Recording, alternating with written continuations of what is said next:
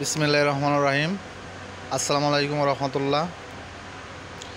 আমি Mohammad Mehedi Hasan, new idea channel থেকে আপনাদেরকে জানাচ্ছি স্বাগতম। আজকের টিউটোরিয়াল হচ্ছে পিলস্পিনস X3 কীভাবে কাজ করে। এই টিউটোরিয়ালটি কাজ করার জন্য একটি পিলস্পিনস X3 মডেলের সেফটি মডেল নেওয়া হয়েছে, একটি পুশ সুইচ নেওয়া হয়েছে, একটি স্টার্ট পুশ সুইচ নেওয়া হয়েছে রিসেট দেওয়ার জন্য, একটি কন্ট্যাক্টর নেওয়া হয়েছে, সাথে একটি অক্সিলারি নেওয়া হয়েছে এবং একটি গিয়ার মোটর নেওয়া হয়েছে। এখানে পিলস্পিনস X3-র মডেলটা দেখানো হলো। কয়েল সাপ্লাই হচ্ছে 24 ভোল্ট AC DC, উভয় ভোল্টেজেই এটা অ্যাক্টিভ করা যাবে। এখানে A1 হচ্ছে plus 24 volt DC, A2 0 volt, B1 24 volt AC, B2 neutral, S11 S12 short, S31 S32 short, S21 22 short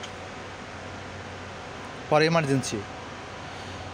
এই পোর্টগুলো আমরা ইমার্জেন্সি পুশ সুইচ আমরা ইউজ করতে পারি অথবা লিমিট সুইচের জন্য ইউজ করতে পারি। সেক্ষেত্রে আমরা NC ইউজ করব। এখানে পুশ সুইচ আমরা NC হিসেবে ইউজ করছি, এখানে অক্সিলারি NC হিসেবে ইউজ করছি। আমরা এখন এটা টেস্ট করে দেখব কি হয়। অলরেডি পাওয়ার দেওয়া হয়েছে। আমি এখন চ্যানেল CH1 এবং চ্যানেল CH2 অ্যাক্টিভেট করব। আপনারা দেখেন, এই তো আমার চ্যানেল অ্যাক্টিভ হলো, সাথে সাথে আমার গিয়ার মোটরটি রান হয়ে গেছে। গিয়ার মোটর চলতেছে,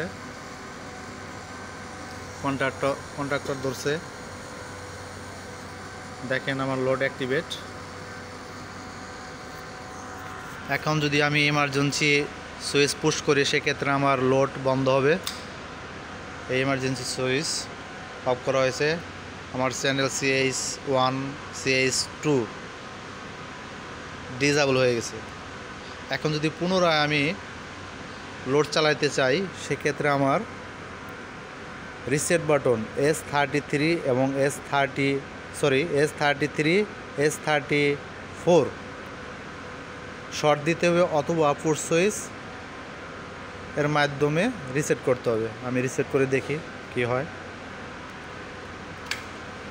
এই তো আমার channel CH1 channel CH2 activate হয়েছে, সাথে গিয়ার মোটর রানিং হয়েছে। এই গিয়ার মোটরটি ইউজ করা হয়েছে 24 ভোল্ট DC সোর্সের জন্য।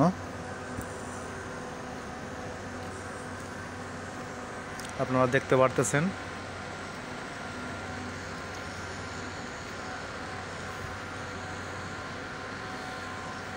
Testing purpose.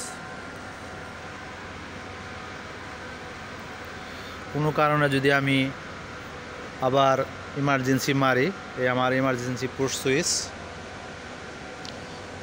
সেক্ষেত্রে আমার লোড কিন্তু বন্ধ হয়ে যাবে।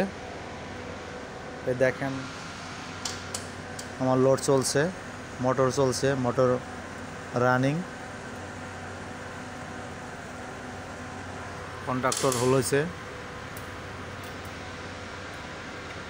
কোনো কারণে যদি আমি এখন মেশিন ইমার্জেন্সি করি অথবা অফ করি সেক্ষেত্রে পুশ সুইচ অফ করতে হবে।